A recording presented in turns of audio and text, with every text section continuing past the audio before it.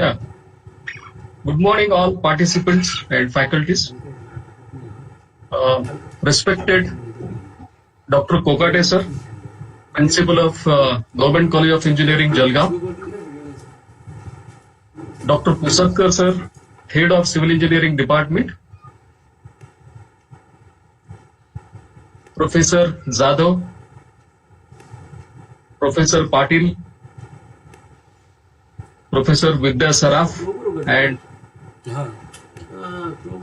other faculty members, Professor Thakre and Professor Dowry. And my all dear friends, it's a wonderful moment to interact with you. Being the topic is very interesting, like the present and future practices. My topic it is sustainable water resources management. The sustainable water resources management. What are the present practices and how we should move towards the future practices? That is, what is the requirement to work in this sustainable water resources management? So my presentation, I have like direct right beginning of scarcity of water towards the need of a climate studies. Based upon the climate studies, how we should go ahead with the future practices and its adaptation. To begin with, the two primary water issues are there. One is the quantity. It is too little or it is just not getting to where it is needed. Another is the too little and too much. That is, flooding events are becoming more frequent and severe. Then quantity and quality, that is, quantity may be too little, quantity may be too much, and quality is fresh and saline is one, fresh and potable, that is another quality. Then fresh, potable or not, that is, are the quantity and quality they are connected. So these are all issues in water. And what are the impacts of civilization on water? If you see, the people will have effect on water and water will have effect on civilization, on people. When we say the water stress, the fresh water availability is less than 1,700 cubic meter per person per year. So if this is there, it is a water stress. And water scarcity, that is, the fresh water availability is less than 1,000 cubic meter per person per year. So this is how a difference between the stress and scarcity. Then we'll come to the sustainable development, because basically our main topic is the sustainable development. By reading this definition of the Brundtland Commission, everyone, we can understand whether really we are contributing to the sustainable development or not. Initial slides we have seen the problem or the issues with water. Now let us check whether the sustainable development we are contributing or not. If you look to the definition which is widely accepted, development that meets the needs of the present without compromising the ability of future generations to meet their own needs. So I hope this first part, development that meets the needs of the present, definitely it is going on, because we are using water like a luxury. While using water, while exploring water, we never thought of what will happen to the future. That is what the second part is, without compromising the ability of the future generations to meet their own needs. So if the second part is satisfied along with first, then definitely it is a sustainable development. And in working for this water resources management, we have to very keen about the present practices as well as the future practices. And whatever technology we are understanding, we are learning, we should be able to use it for the future practices. Applying sustainability to water resource management, the use of water that supports the ability of human society to endure and flourish into the indefinite future without undermining the integrity of the hydrological cycle or the ecological system that depend on it. That is how we can apply sustainability to water resources management. A study that we have carried out, like how a water scarcity issues we should follow, and we should go towards the research, because directly to go to the research or for a particular problem, so that is not a proper way, because nowadays even we are studying the project-based learning. We are studying the project-based learning, that is problem definition, problem identification, and to work on a particular topic, a lot of efforts it is to be carried out at the initial stage, and a way ahead, like how we should go towards the sustainability solutions. So a small exercise actually we did in Aurangabad along with my student friends on this water scarcity. So what we did, to tackle this issue of water scarcity, where are the areas we can focus? The very first area, it is the agriculture. The second is the government departments who are working with this water sector. Third is the urban department, maybe the corporations, the Gram Panchayats and all. Basically the water supply, that is their aspect. Then industry is there, which requires water own production.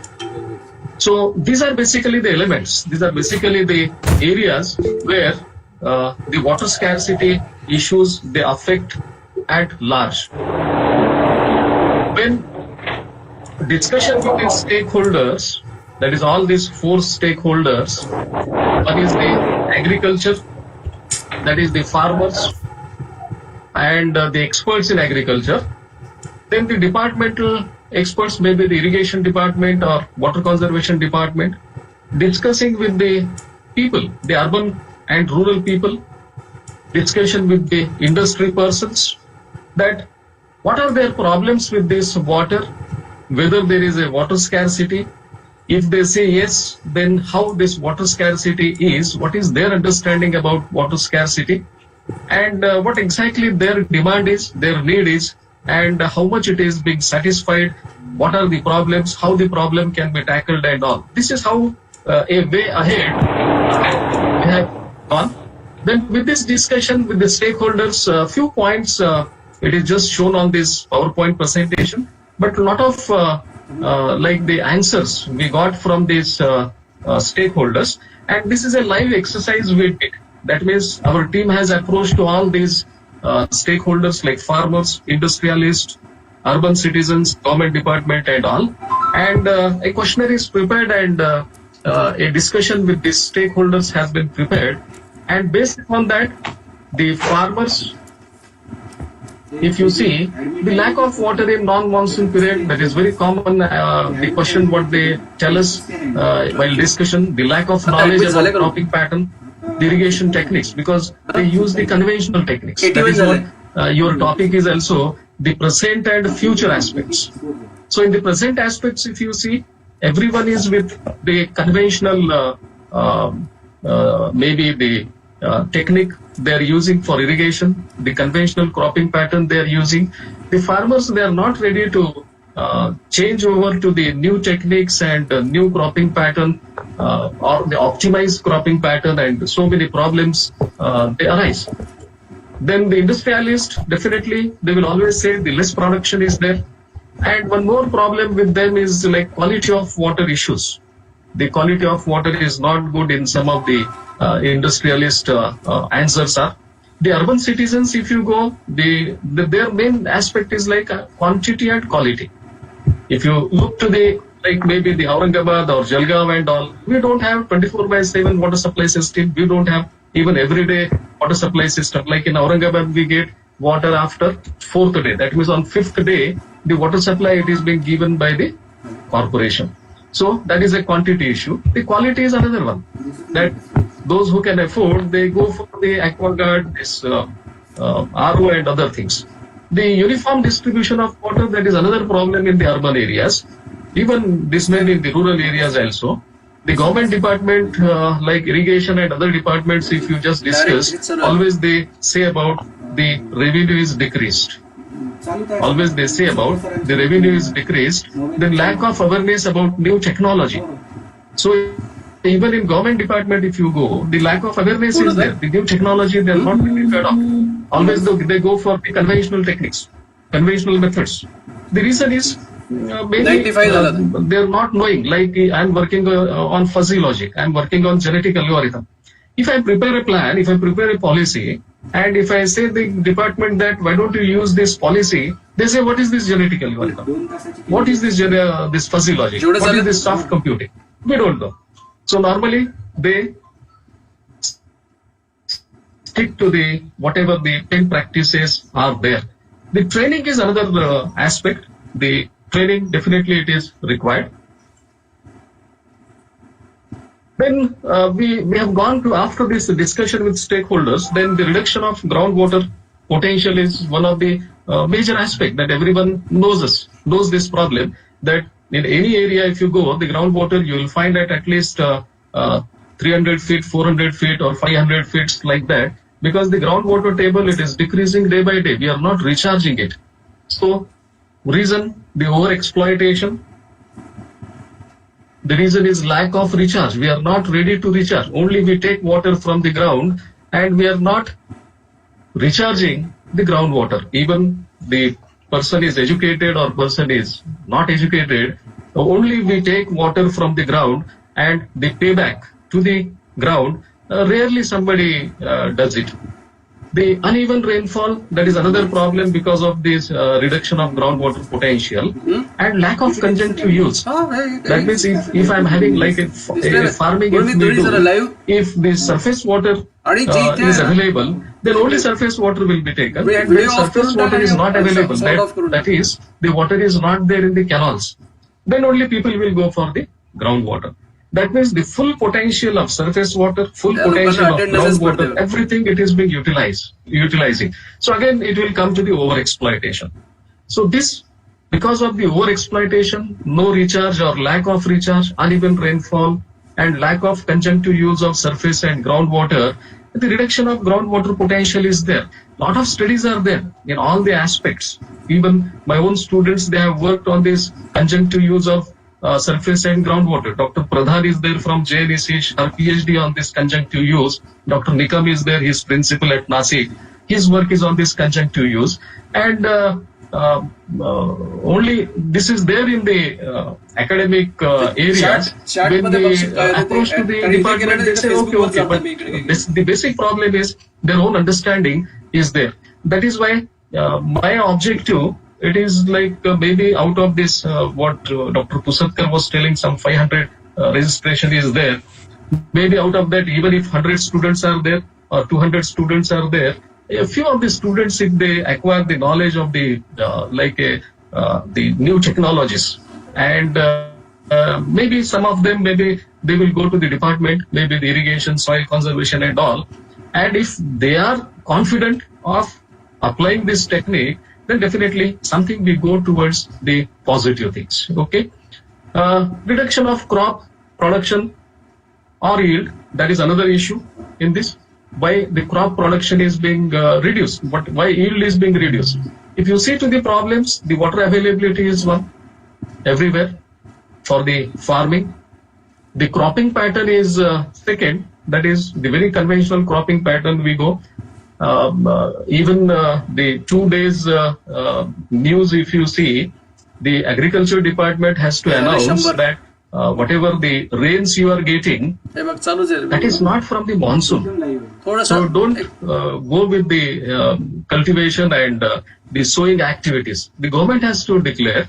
But normally, if you see some of the farmers or most of the farmers, they will go with the activities and they will sow it because they are not ready to come out from the traditional thing. What is traditional? Normally, we know every one of those who are like of my age, they know the 7th June means it's a Mruga Nakshatra and the water will come and everyone, if a small rainfall is there, everyone will go with these cropping activities. And what is the cropping pattern? Very traditional cropping pattern it will be carried out. So that may be the another issues in this reduction of crop production and yield. Then water application methods. Conventional application method is there, very new technology. No one is ready to adopt because it may be like, it may require some money for that. And the fertilizers, use of fertilizers, that also in the beginning the yield may increase, but then after the yield it will decrease because of the artificial fertilizers. One more issue we have come across like quantity and quality of water. This may be because of the leakages and illegal connections in the urban areas, water availability, that is the surface as well as ground. Then no taxes being collected by the department or very less taxes being collected and different water application methods. So that will lead to the quantity and quality of the water. One more issue is like reduction of manufacturing and in processing industry. So of course one is water availability, second is supply not guaranteed, absence of recycle of wastewater. Then water pollution, that is the one more issue is there. Then reduction in water scarcity, if it is to be done, then what can be taken out? One aspect is like water conservation structures in which the rainwater harvesting and farm ponds and other can be constructed. And the second aspect is like water application methods, maybe a drip irrigation, sprinkler irrigation, that is a part of a micro irrigation system. Then what action to be proposed? A reduction in water scarcity. If we want to go ahead with this, if we want to reduce this water scarcity, what action can be proposed is awareness about hydrogeology and soil of the area.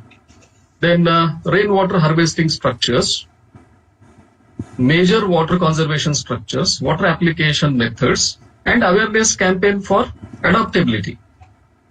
And about this hydrogeology and soil, the cropping pattern, what should be the cropping pattern of the area? Fertilizer or manure. Then in the water application methods, maybe the drip irrigation, sprinkler irrigation, local innovative techniques and all. Then recycling and reuse of industrial waste and grey water, organizing, training and workshops. So these all collectively it is required. It is not that the people are not doing it. People are doing it, but the percentage it is a little bit less. Then what will be the deliverables from this? Like developing tools. One is the water application method. Now we are going towards the problem solution. So what can be the solution? Because actions already we have defined, the solutions will be the water application methods. Design some tools, develop some tools for application method, water conservation structures, a new water conservation structure or modification in the present. Then instrumentation system, that is the maybe the one is the instrumentation and automation in agriculture, and second is like IoT based your tools. So that definitely will help for this future aspects of this sustainable water resources development. Then what support is required? Basically here a researcher has to concentrate, because this researcher can work a lot on these issues. Okay, so developing tools for drought assessment, water application method, then cropping pattern optimization, rainwater harvesting, conservation structures. And for manufacturing and instrumentation like production machinery, low-cost accessories for irrigation system, treatment plant for small houses and apartment, IoT-based automation in agriculture, development or modification of rainwater harvesting. So if a civil engineering, if a water resources researcher, if you want to work, a lot of you'll find the problems are there. These are all problems related to water scarcity. That means we have begun from water scarcity and we have reached, that is initially what are the problems, the discussion with stakeholders, then which areas we have to focus, then what is the action plan, then the deliverables and what support is required.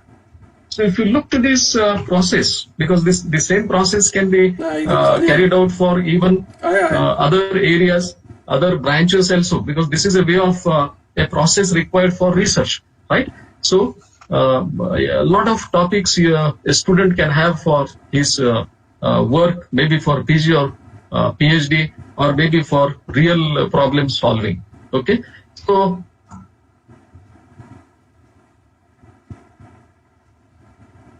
along with this, what is required now?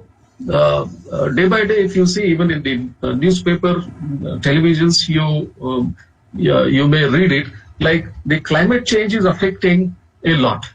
Even the today's newspaper, Lok Satta, also Pune Lok Satta, if you see, the same issue is there, that we should not forget the impact of this climate change.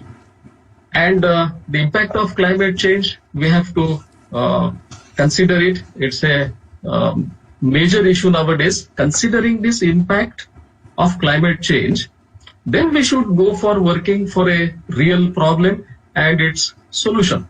Because the present practices are, we only see for the present, the problem and its solution. We never correlate that with the climate change and its impact.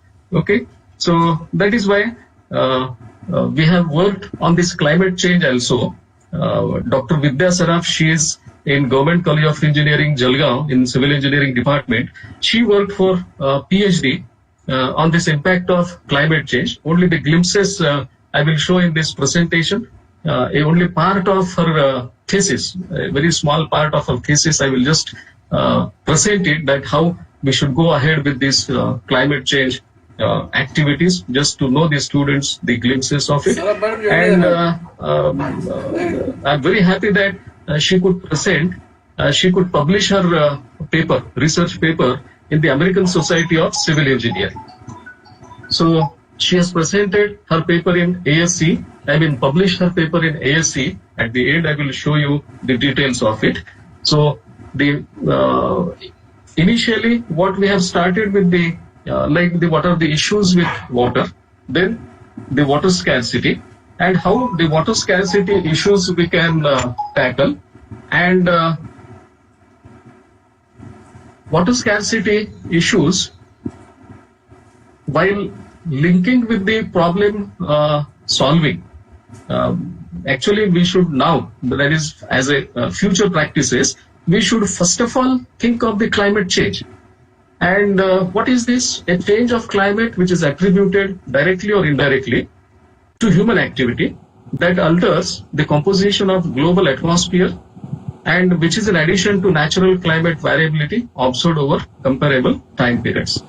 Now the Intergovernmental Panel on Climate Change that projects the global average temperature in 2100 will be between 1.8 to 4 degrees centigrade higher than the 1980 to 2000 baseline. So 80 to 2000, this baseline is taken, and then the future predictions, future scenarios that is being globally worked out. The tremendous importance of water in both society and nature underscores the necessity of understanding the impacts of changes in global climate over water resources at local, regional scales. The General Circulation Model, GCM, that is for the global, have indicated a change in the climate due to increasing concentration of greenhouse gases in the atmosphere. And this may result in serious regional impacts on the hydrological cycle, especially of runoff, precipitation, evapotranspiration, and soil moisture, and their spatial and temporal redistribution.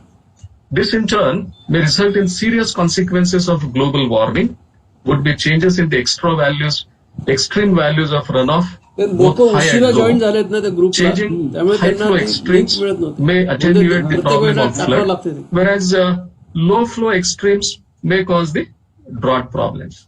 So this is how a greenhouse effect is. Maybe most of us, we understand this. The global warming projections, if you see, these are all different models. The workstations and climate models, and how the individual models they predict. So if you look to this scenario 1900 to 2100, in 2100, most models they will be in between 3 to 4 degree anomaly. That is what the IPCC has given an average value of 4 degrees maximum. Okay. Then water resources in the face of climate change, that is the hydrological impacts, river flow, that is the main one where the impact is, snowpack, hydroelectric power, floods, droughts, agriculture, groundwater, water use, water quality, delta levees, and habitat. Hirde मॅडमने registration केलं का? Then likely impacts of climate change, the sea level rise is one, temperature is another, precipitation is third. Most of the work it is going on this. That is what will be effect on temperature, what will be impact on precipitation, and the sea level rise. Okay, and its impact will be on health, agriculture, forest, water resources, coastal areas, species, and natural areas. So basically, this temperature and precipitation we have worked. This is also one of the slide from IPCC. The projected value, if you see, maybe 2090 to 2099. So around India, if you see, it will be in the range of 4 degree rise. Okay. So impact on water quantity, 10 to 40%, that impact will be there. Severe decrease in average runoff globally, if you see, 20 to 40% by 2100. And decrease in groundwater recharge, if you see, like this red part, if you see, the red and this, maybe around 10 to 30% it will go. And adaptation and mitigation for this climate change. So in agriculture and food security, that is one adaptation strategy. That is the crop varieties should improve.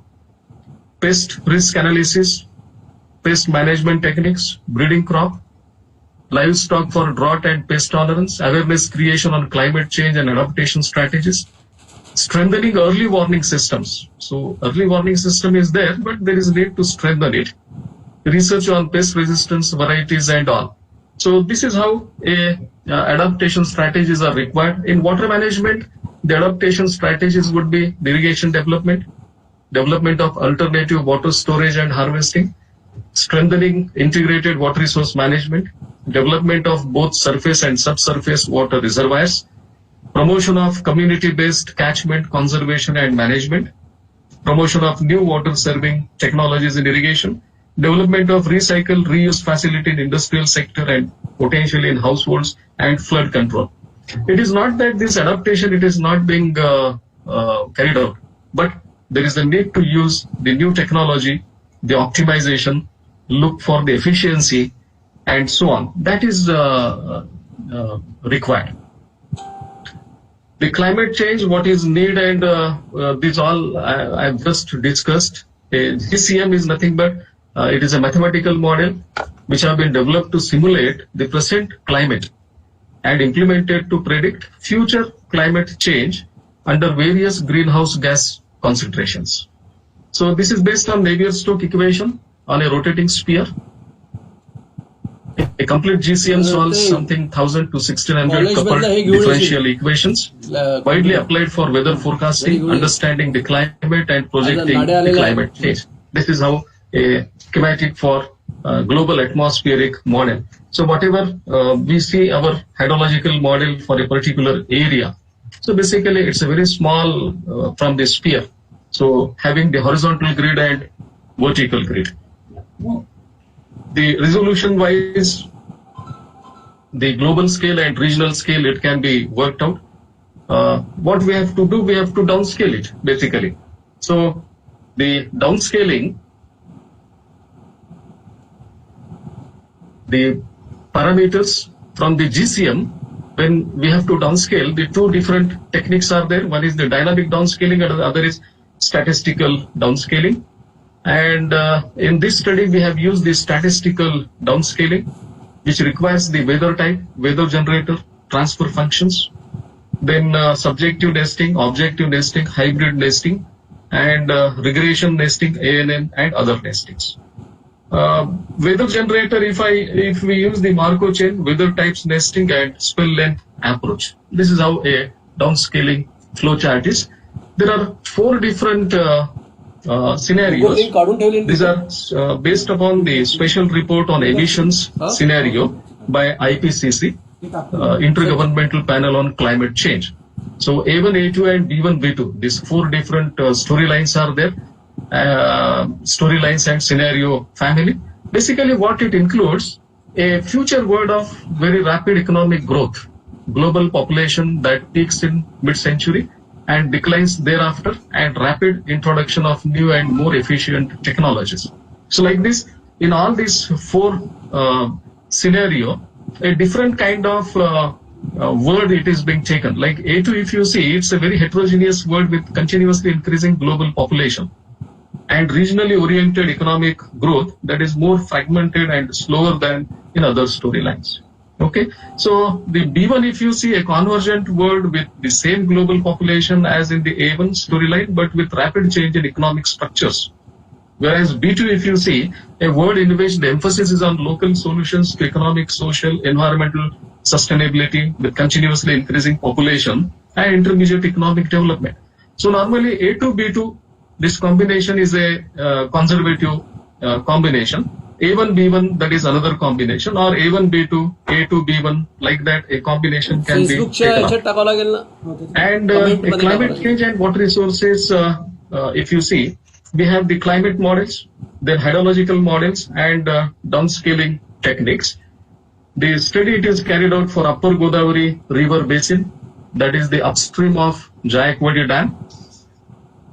It is shown in the map. These are a few major reservoirs which come across within the study area. Only major reservoirs are taken. So there are 11. Even other reservoirs, if it is taken, they will be something like 35 or so. Data sets, if you see the hydrometeorological data, it is required. Max temperature, minimum temperature, precipitation. So they are taken in gridded format from IMD, Pune. Monthly stream flow from Aurangabad Kada office. Predictors, the site is given to take the predictor variable. Then elevation data is there. The elevation data, for this also, the source it is being given from SRTM. Then soil data from ICAR, FULC, the Earth Explorer. And basically where we wanted to go, it is towards this climate change impact on runoff. Okay, so for this, basically we started from this observed variables, temperature, precipitation, NCEP, NCAR, reanalysis data, the GCM. Then this is regarding the climate, predictor-predictant relationship, bias correction, future climate change scenario, apply bias correction. Then for SWOT model, this sensitivity analysis, calibration, validation, and reach towards this climate change impact on runoff. The downscaling technique, of course, I told you that is a statistical downscaling we have used. And this is the GCM to regional climate model RCM. And in statistical downscaling, what we have used is the SDSM 4.1 tool. Okay. And it is available on public domain. You can download it and you can work on this. This is how a statistical downscaling model, SDSM. And with this, we have downscaled the data, the precipitation, PCP, Tmax, temperature mean, and the National Center for Environmental Prediction, NCEP, predictors used in the screening process. There are 26 predictors are there. They are nothing but like what is the airflow, velocity, air velocity, meridional velocity, surface vorticity, so many atmospheric predictors they have used at different even altitudes. That also it is being used for screening process. Then predictor selection. The screening of predictor variable is conducted through intercorrelation analysis, that is first being taken, then scatter plots. That is out of 26, how many how many parameters we can take it. These are the predictor selection on partial correlation values. So maximum temperature, minimum temperature, precipitation, the predictors, it is being written here, and what is their partial correlation value and p values are being taken, and based upon that its selection is carried out. Then calibration and validation is done 61 to 80, that data is being taken for calibration, and 81 to 2000, that is for the validation. And performance analysis, performance assessment, that is carried out in downscaling, that is based upon our statistical performance indicators. Maybe the RMSE is there, MAP is there, R square, mu, standard deviation, mean absolute deviation. So like that, the performance assessment is carried out, and its values, it is being mentioned here for the climate model CGCM3 and HAD-CM3. This is another one. Monthly Tmax, Tmin and PCP during validation. Then mean annual change in future monthly temperature and precipitation, that is being taken here for two different climate models, HAD-CM3 and CGCM3. And then if you see what will happen for the different scenarios. So what happens to the maximum temperature for scenario, if you see now, this is A2 scenario, this is A1B scenario. So A1B scenario, if you see, the highest decrease can be seen in the month of September, 2.09 degrees centigrade under A2 scenario in 2080. Whereas the increase, if you see, the Tmax in this A2 scenario, it is predicted in winter season in the range of 0.09 to 1.82, 0.3 to 1.92, 0.5 to 2.31 degrees centigrade for 3 time periods under A2, A1B scenarios. So different time periods are taken at different scenarios. Its combination, it is being taken. This is for minimum temperature, how it varies. In the same year, in the year 2080's A2 scenario, so the highest increase occur in month of November, that is 4.06 degrees centigrade. So there is a need to read all these conclusions to understand what is happening. This is for the different climate model HAD-CM3 for Tmax and Tmin. This one is for precipitation, CGCM3 model A2 scenario and CGCM3 model A1B scenario. So with this, the downscale result shows that overall increase in mean annual precipitation. So this percentage, it will be there in 20s, 50s and 80s with respect to the base period, that is 80, 2000. So CGCM3, they have the precipitation from increase in mean monthly precipitation observed in the month of June, 0.91 to 26 mm, July, August and September. Then HAD-CM3 A2 scenario, HAD-CM3 B2 scenario. For this, the percentages they are shown. Similarly, the change in the dry spell length for the two scenarios, that is the maximum dry spell, because we are experiencing in every year the dry spell duration, that is more, whereas the wet spell duration, it is less. So wet spell means where the rainfall is, dry spell means where there is no rainfall. So whatever the rainfall is there, overall if you see the precipitation, it is there, but the precipitation is there for a less number of days. That means the wet spell is decreasing and dry spell is increasing. So this is for another climate model HAD-CM3. This is for CGCM3. This is maximum wet spell. So whatever results we got here for different climate models, for different scenarios, and for different years, future predictions. So these values actually we should take for our future the optimization. Because what happens presently, the present practices, what we do, we take the available data. Available data means the present values, we take it, we optimize it, we work on that, we simulate it, and we want to utilize for the future. So that is not a real situation in hydrology. The real situation in hydrology, it is affecting a lot because of climate change.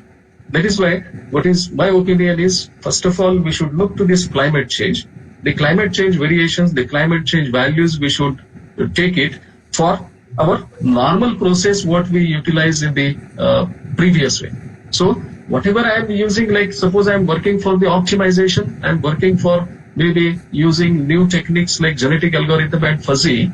So the present data means the past 30 years data normally we take in water resources engineering. Okay. So based upon that, if I am predicting in future, so definitely the climate change will help us. So first of all, you work for climate change. So this very schematic diagram for the modeling process, I don't go much in detail. Different optimization models, stochastic, deterministic, continuous, linear, non-linear. What is optimization? I think I'm not concentrating on this, but to see one more example for this future process is you should know what is optimization. It is act of obtaining best result under given circumstances. Goals of optimization: minimize and maximize, minimize effort and maximize benefit. This is how maximize, that is you are reaching to the top, minimize you are reaching to the bottom for a given mathematical function. So what we have to maximize, benefits we have to maximize, and what we have to minimize, the efforts we have to minimize. So this is a unimodal, this is a multimodal kind of problems, and any optimization problem, if you see, it looks like this. So this one is a objective function, that is maximize summation of Cj xj subjected to Aij xj less than or equal to Bi. So what is objective function? What is your objective? Objective of optimization. So I want to maximize it. What you want to maximize? So maybe the benefits you want to maximize. Maybe some, like in water resources, the release for irrigation I have to maximize, or release for hydropower generation, that is to be maximized. Okay, so based upon this, what are the constraints? Constraints, that is the limitations. So if you look to these limitations, the Aij xj less than or equal to Bi.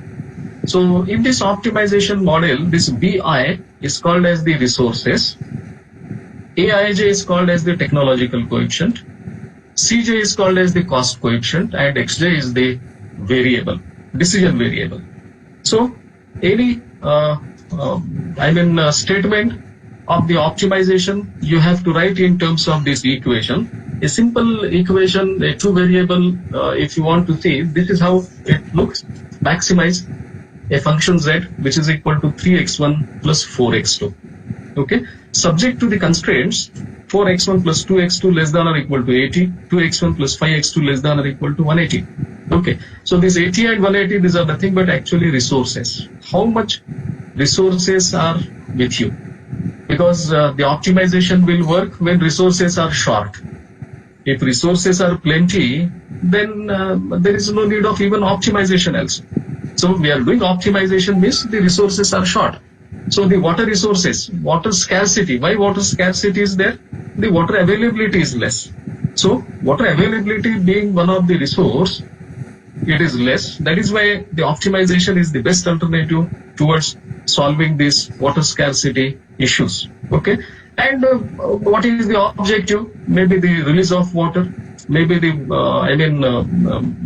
benefit maximization for the crops, maybe the cropping pattern, maybe the yield maximization for the cropping pattern. So many objectives we can write it, and subjective to what are the constraints, and the variable should be greater than or equal to 0. This is how we write a mathematical model for optimization. These are all techniques what we take. The present techniques, if you see, it may be up to the stochastic programming, separable programming. Up to this, if you see, this is what the traditional techniques. Then on the future techniques, if you see the multi-objective network, simulated genetic algorithm, neural networks, honeybee optimization, PSO, firefly, ant colony optimization, etc. This all it comes under the evolutionary algorithms. So these evolutionary algorithms basically they give a better result than the conventional techniques. Then based upon this, like how we have started from the issues in water and then water scarcity stakeholders and what are the problems in the stakeholders and then what are the deliverables and the issues, deliverables and the support. So thereafter the climate change, the requirement, the essentiality in the future aspects and how the climate change we should tackle and we should take out the values from the climate change. The impact, that is how precipitation is changing, how temperature is changing, and these values we have to take it for a optimization model.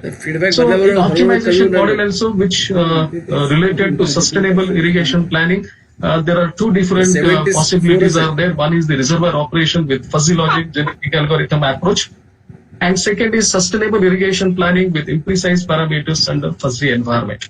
Okay, so by fuzzy environment, in both the problems, if you see the fuzzy word is there, fuzzy logic is there. The reason is the uncertainties are inevitable, and a lot of uncertainties you will find in hydrological parameters. Okay? It is not certain; it is highly uncertain. Okay, and this uncertainty one has to tackle. Maybe a reservoir operation, maybe a reservoir planning, maybe a irrigation planning. That is the related with crop. Okay, so I hope it is difficult to explain you both of this, but I will explain you anyone like sustainable irrigation planning with imprecise parameter under fuzzy environment, because this is more suitable to the topic what you have selected, like sustainable irrigation water resources management. Based on this, just I wanted to show you the details, the impact of climate change on runoff generation in Upper Godavari River Basin, India. So, Journal of Hazardous Toxic and Radioactive Waste, ASC, in 2018. This is what I have explained you, the work of the Dr. Vidya Saraf from the Government College of Engineering, Jalgaon. So the ASC publication we had.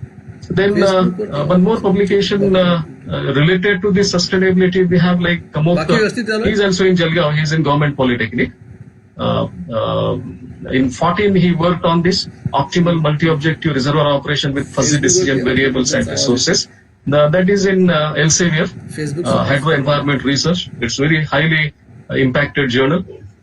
Then Guru, Dr. J.B. Guru, he worked in 2012 for sustainable irrigation planning with imprecise parameters and under fuzzy environment.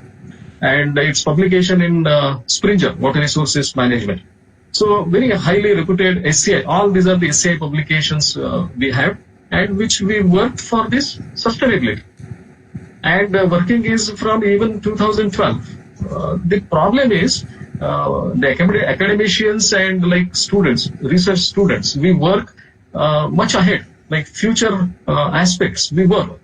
But its adaptability, it is doubtful that the department or anyone, actually they should implement this. If they implement this, definitely it will be helpful for whatever our objectives are there. Then for the future aspects, if you see, a lot of things we work, like in hydrology or in water resources, we work with Lingo, we work with linear programming, non-linear, genetic algorithm, fuzzy, logic, hybrid modeling, ANN, HECRAS, HEC-HMS, EPANET, Branch, WaterGems, SWMM, MATLAB, GIS, SWAT and all. Lot of work actually it is there, and it is based upon the real problem only. But even few softwares also we have developed at Aurangabad. Its adaptability, that means the execution, that is what a requirement is there. That execution, if it is there, then definitely we can go ahead with this sustainable irrigation management. Okay, so In brief, I will just explain the sustainable irrigation planning with imprecise parameters under fuzzy environment. So these are all introduction. I will just skip it. What is the vagueness in irrigation planning? In real world scenario, various parameters are related to irrigation planning: hydrology, hydrogeology, soil and its characteristics, climate variable, hydrometeorological parameters, management practice data, crop data, basin data. Therefore, uncertainty and vagueness are associated with these parameters. Lot of uncertainty is there. You never find any certain parameter, which needs proper attention to work out adequate irrigation planning model and its solution. And that is why there is necessity of fuzzy logic for uncertainty and vagueness. So the fuzzy set theory can be used to express mathematically the uncertainty and vagueness associated with various parameters of sustainable irrigation planning. Zade, the founder of the term fuzzy, introduced the fuzzy set theory, which has given the alternative to classical set theory. They are all literature review. I'm not going into the details of it, but basically this problem, it is applied to the Jayakwadi project stage 1 command in near Aurangabad. The formulation of problem, what is being taken here, it is the crops are considered to be grown throughout the year. Then some irrigation intensity for seasons, Kharif, Rabi, two seasonal, hot weather and perennial, it is being taken. Groundwater usage, it is not considered, so it is only surface, that is canal irrigation. And soil is homogeneous in the nature. Relationships with models are based on framework or linearity and so on. This is what I wanted to focus, that is objectives.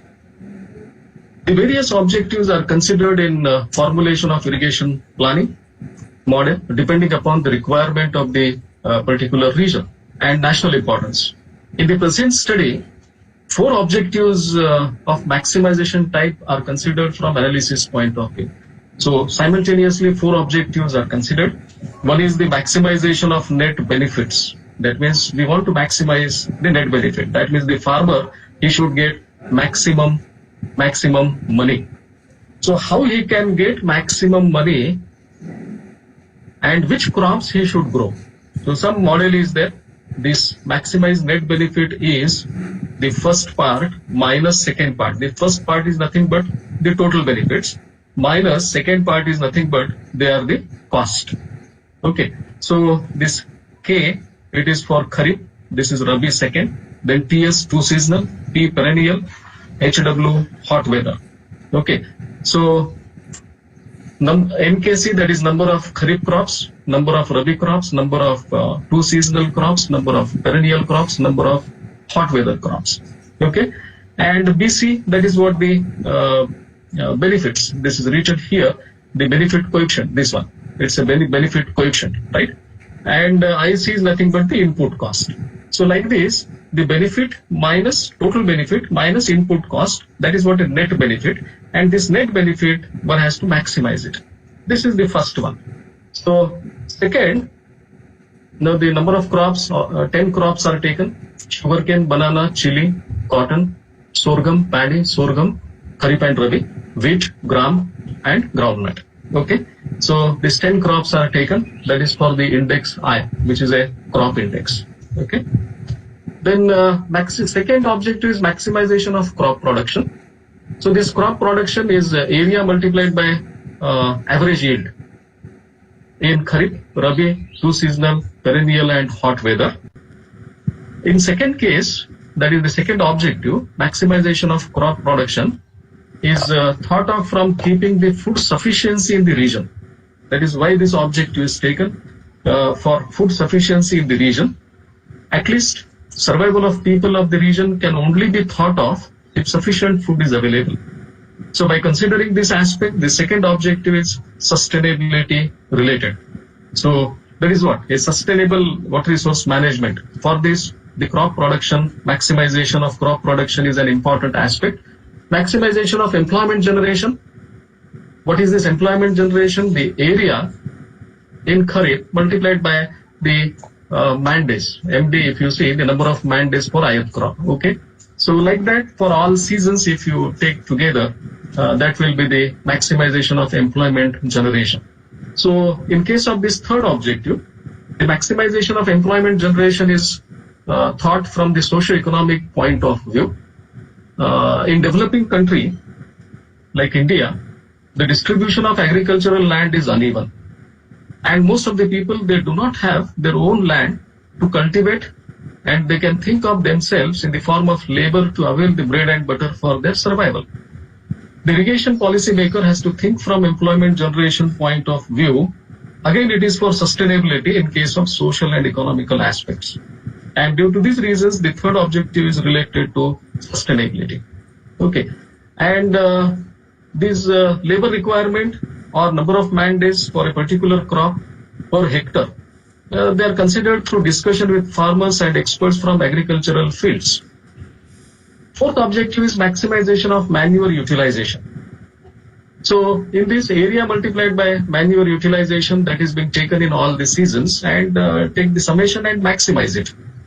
In this case, the fourth objective, the maximization of manure utilization, green manure is prepared by the farmer by decomposing the waste from farming activity and waste from the livestock activity.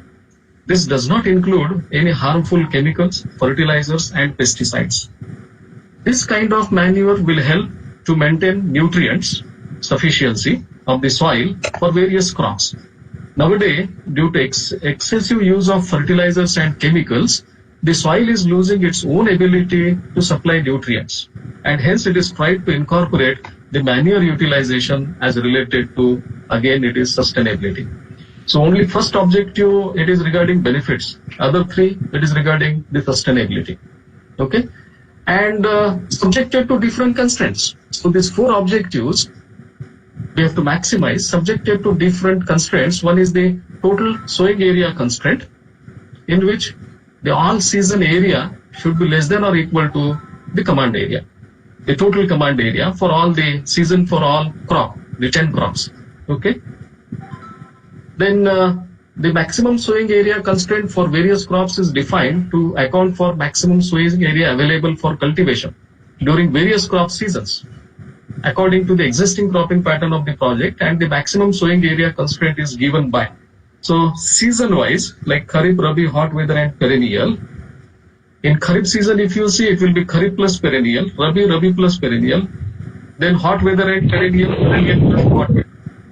So less than or equal to how much is the total command area within that season. So this constraint, it is to be taken. Then one more constraint is there, it is the affinity constraint. The farmers of the region, they are having a tendency to grow the cash crops and other crops according to their own interest and benefits. To safeguard this interest of food requirement of the region, the following limitation, that is the upper limit using the existing cropping pattern for various crops, are incorporated by affinity constraint. So if you look to the perennial, so perennial is restricted to certain command area. Okay, so A1, A2, A3, A4 up to A10, these are the different crops, and how much crop area is allocated to that particular crop. So according to the cropping pattern of the area, we can calculate and we can put this value of CA for the individual crops. That is what affinity. Then labor availability constraint, the labor availability in Kharif, labor availability in Rabi, perennial and hot weather. So that is also to be considered. That is how much is the requirement of man days and what is the availability of labor. Okay, so requirement of man days, that should be less than or equal to what is its availability. So this equation that should satisfy. The labor requirement should not exceed the total labor availability during that interval. With this, the problem of uncertainty of avoiding the labor from outside the region, that can be tackled. Otherwise, the work is there but labor is not there. So this should not be, this should not happen. That is why this one more constraint, labor availability, it is taken. Then in order to keep the fertility of soil in rich condition, the total manure requirement should not exceed the total availability of manure in that season. So manure availability constraint, that is also to be considered in season. Left side, that is the requirement of manure utilization, and right side, that is the manure availability. Okay, so one more constraint is there, like water availability constraint. The total water requirement of different crops should not exceed the total water availability in the reservoir. So this TWA, this is what the availability in the reservoir, and the left hand side, it is the total water requirement, the irrigation water requirement for Kharif season multiplied by the area in Kharif season. So like that, it is being taken for all seasons. It is the summation is taken, that should be less than or equal to the total water availability. So all these constraints should be satisfied, and whatever variables we are having, all these variables should be non-negative. So non-negative constraint at the bottom, it is being written. So any optimization model, how it works? It works on that the objective function value, it will be calculated based upon the satisfaction of the limitations, satisfaction of the constraints. Thereafter, in this problem, the multi-objective fuzzy linear programming problem with all fuzzy decision parameters, it is being solved. Membership function, it is taken, 2 exponential membership functions are taken and 1 linear it is taken. So BI resources, it is fuzzified. AIJ technological coefficient, it is fuzzified. CJ, the cost coefficient, this is also fuzzified. Okay, so this is how the membership function is. Now the fuzzy logic, I hope most of you are knowing about fuzzy logic, in which the membership function is one of the aspects. That is, every variable you have to construct a membership function. So in the details of fuzzy logic, I have not gone with the assumption that you know something about fuzzy logic. This is a linear membership function. This is a linear concave membership function. This is a linear convex membership function. Okay, so first, if you see, this is the membership function for technological coefficient is taken as linear. This A1. A1 is nothing but the risk-free value. Why risk-free value? Because if you go to the y-axis, it is 1. 1 means its level of satisfaction is 100%. Whereas A0, if you go to y-axis, it is 0. That means its level of satisfaction is 0%. So A0 is called as unimplementable because no one will accept this. And A1, it is risk-free. Anybody can accept this. But your values for technological coefficient, that will lie between A0 and A1, a unimplementable and a risk-free. Okay. Similarly, if you go to this cost coefficient, this is a cost coefficient. So for cost coefficient, this C0, that means the lower value, that is 1. Why this is so? It is always it is there. If something is there, some activity is there, if its cost is less, everyone will be satisfied. So satisfaction is 100%. That is why corresponding to C0, it is 1. Whereas corresponding to C1, if the cost increases, level of satisfaction is 0. Okay. So your cost will vary between C0 to C1, but not linear. That is why a non-linearity it is being taken, which is concave. Same thing with this resources. The resources B0, that is resources is very, very less. If you look to this membership grade, it is 1. That means 100% satisfaction. If the resources requirement are much more, your level of satisfaction is 0. That means the resources will lie between B0 to B1. Okay. So because of this, a convex kind of membership function that is considered. But the shape of the membership function, that entirely depends upon the discussion with the experts. Randomly, you cannot decide what should be the shape of the membership function. First of all, it should match with the statement. It should match with the what variable is there, what is its behavior of variable, and what is the expert's opinion. So like that, the membership shape of the membership function, that is to be decided. Okay, and thereafter, this is how the some steps are there, algorithms are there, and what we have to maximize a function z, in which this is the cost coefficient multiplied by xj. Okay, but this cost coefficient now we have fuzzified. That is why this ckj minus mu into ckj, this c1 minus c0, c1 means maximum or z max, minus c0, that is minimum. So max coefficient minus mu cj and max minus min and xj. So this is how a representation of that graphical figure. This graphical figure is there, its representation in mathematical form. Similarly, the second one, that is aij. aij means it is a technological coefficient. So this one, its mathematical representation with mu is this, and this is for the resources. Okay, so a little bit of fuzzy knowledge is required to understand this mathematical equation. And then what we have to do, we have to maximize the level of satisfaction, that is the y-axis of that membership function, which will include, subject to the constraint. The constraint is, the first constraint is regarding the objective function.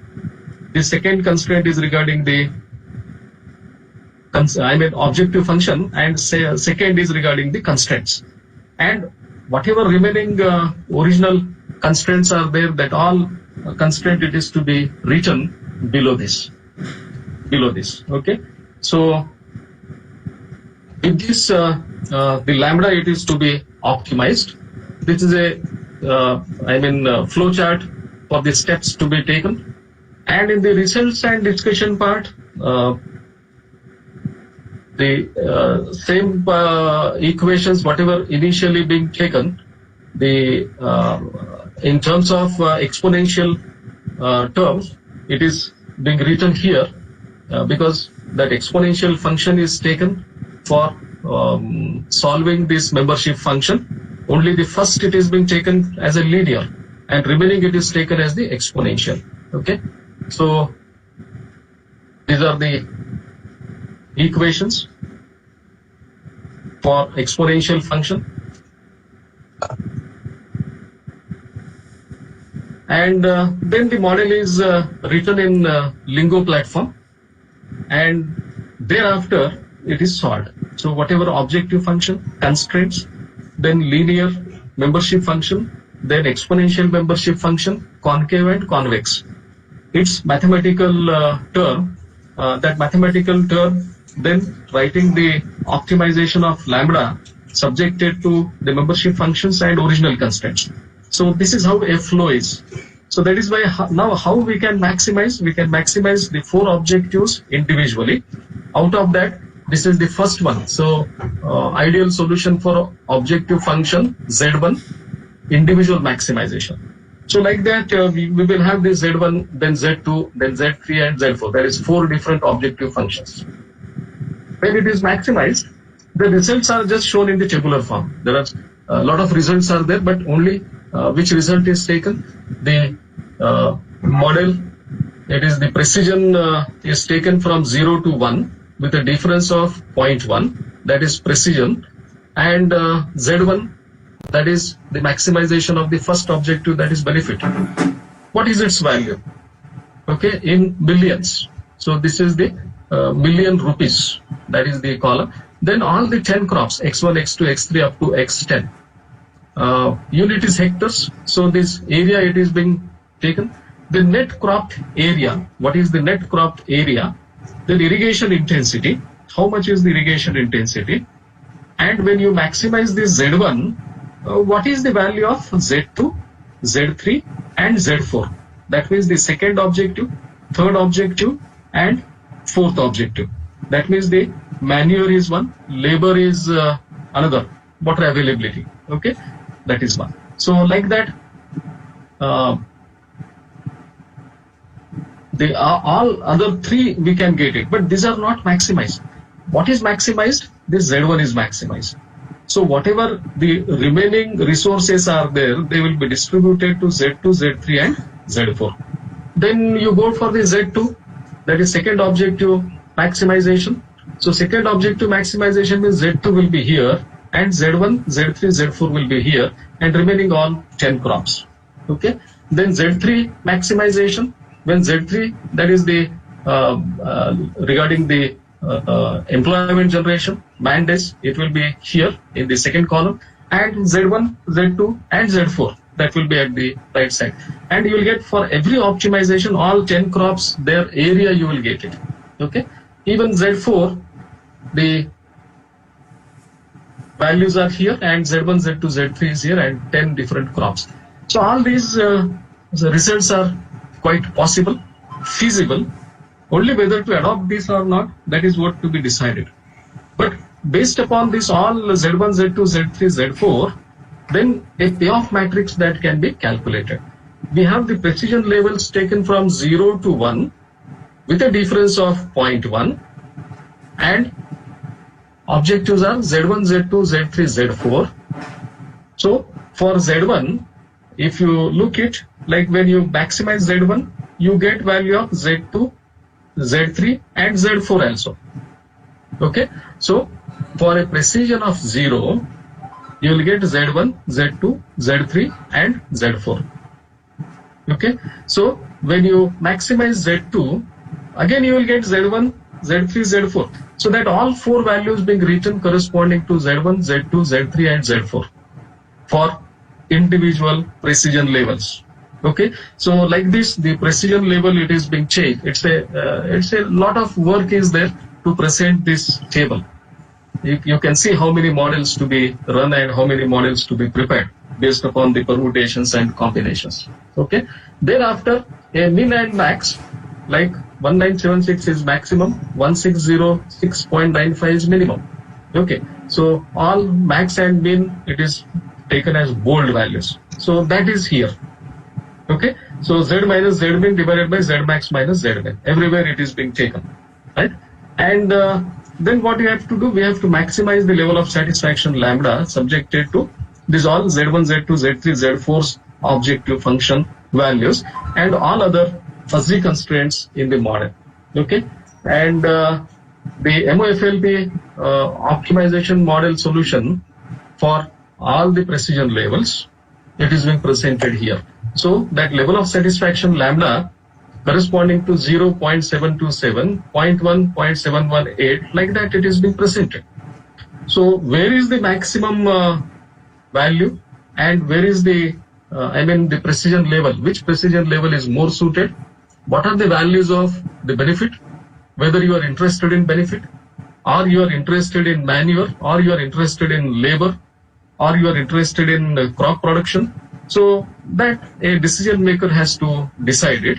Once he decides, then the spread of the result he will get here. That means all values of the crops x1 to x10. Its decision vector values for area. That means how much hectare. Say a crop 1 is there, sugarcane is there. How much area he should grow sugarcane. Say cotton is there. How much area a cotton should be grown in a particular area so that the sustainability is maintained. Basically, it is the sustainable water resource management. Based upon that, what is the net cropped area and what is the irrigation intensity that is given in bracket. So this table will give you the entire policy for the decision maker. The entire policy for the decision maker so that he can adopt it. So conclusion, I don't read because the explanation already I have given. These are few of the references and this is a publication based upon this particular work. This is also a part of work of this Dr. Gurau, PhD. Okay, so this is how I think I stop here, and I will be very happy to answer the queries and questions.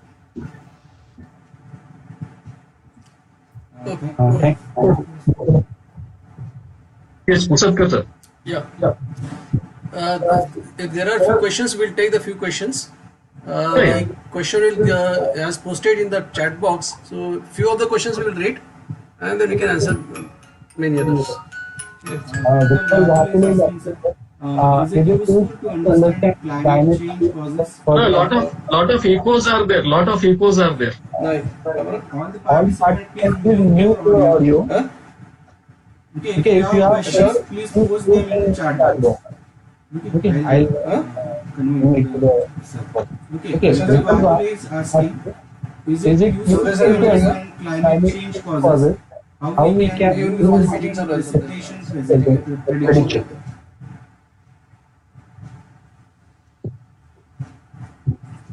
Hello. Hello. हाँ sir. Question ऐकला का? No, I cannot hear because lot of echoes are there. Okay.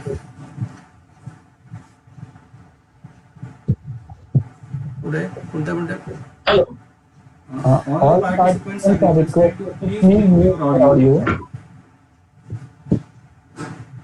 Okay. In future, can we regulate precipitation? There is a question from Shubham More. In future, Can we regulate precipitation? precipitation regulation is not in our hand. Yes. Basically, the regulation for the precipitation is nothing but we have to go with the, the ecology, whatever percent ecology is there, that percent ecology, if it can change, then definitely the automatic regulation, regulation means that actually it will come to the naturally. Naturally. Because today, whatever the things are there, they're all like because of the human interventions, it is a modified precipitation. So a natural precipitation, definitely we will have it like a forestry. If the forestry increases, that is one. Another one is the pollution is second. So if we can control, then definitely the precipitation will come to its original position. It is not a modification. Then another question from Vittal Vatule. Is it useful to understand climate change causes? How can you use this in precipitation prediction? Yeah, that is what the climate change causes. They are very much important. That is what I started my presentation from the beginning. What are the causes, and then how the climate change is, and how the climate change is affecting. And that is what I told you. That suppose in an upper age group area, I'm very much. I remember when I was a school children. The precipitation that basically starts in the first week of June. Is it correct? Right. So now today, say after 30 years or so, if you see the change pattern is such that mostly it will come in July. Right. But conventionally, the farmers, they are not changing. What they feel, the Mruga Nakshatra is nothing but the rainfall. Mm-hmm. So actually a shift is there because of the present situation. There is a shift from maybe from June to July. So that is what the adaptation it should be there. Correct. Okay, these are the questions we had. So I am very much thankful to Professor Regular, who had elaborated us from what is management, what is climate change, and how we can predict the mathematical modeling for allocating the field for a particular crops. And this fixation of the crop area with respect to the precipitation definitely gives us sustainable water management. So I am very much thankful to Professor Regular as well as all the participants who had joined this webinar. The instruction for the participant is that another at 4 o'clock we'll have another session by Professor Dilip Latte. So we'll join again at 4 o'clock. Thank you very much. Thank you, sir. Thank you very much. Thank you. The participants should fill the feedback form. Link for feedback form is there. Chat box. Also, it is available in the comment section at Facebook group. And it will be open 1 p.m. today. Thank you. Participants can leave the group.